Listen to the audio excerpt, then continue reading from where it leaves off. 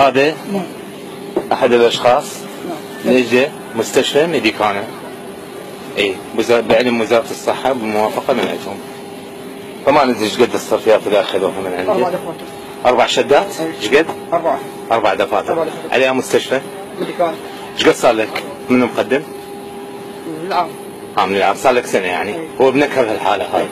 زين هسه ايش قالوا له؟ قالوا لكم يعني من ارسلوك الميديكانا لاسطنبول؟ كل ما سووا. اي؟ لا بس اشعه وناظر. كم يوم صار لك؟ 15 يوم. 15 يوم كل شمك بس؟ بس الناظر واشعه. الاسم بالزحمه عليك؟ مقتدى حسن. اسم المريض؟ مقتدى حسن كاظم. شوفوا حالته هذا الولد، شوف اللي ضارب مين قاعد يضرب. هاي وزارة الصحة، هاي دكتورة عديدة، هاي وزارة الصحة، هذا مستشفى ميديكانا. شوفوا لاحظوا مستشفى ميديكانا، هذا الفرد العراقي. واذا تشوفون بالعناية ماكو، بس الداعش اللي ويانا بنفس الاوتيل الساكنين بالميديكانا يعاملوهم معاملة شلون معاملة الدكاترة الداعش؟ معاملتهم جيدة كل زين. داعش؟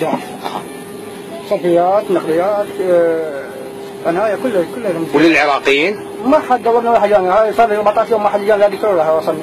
هاي آخر يوم طلعت. هسه أنت حاليا وين متجه؟ للعراق راجع. بارك الله. قاعد تسمعون؟ هاي وزارة الصحة يا دكتورة.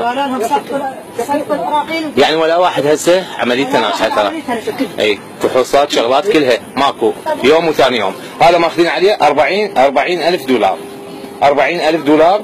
وهاي السوندا نفس الشيء. هاي 40,000 دولار. يعني شنو التمثيل مالتها؟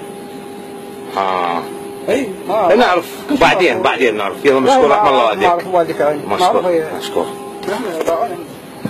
أنا ما غلط نامو. مرت هذا هو أستاذ وزارة الصحة. جميل أنت شغلة شلون؟ في شغلة؟ أنت شدي بعد.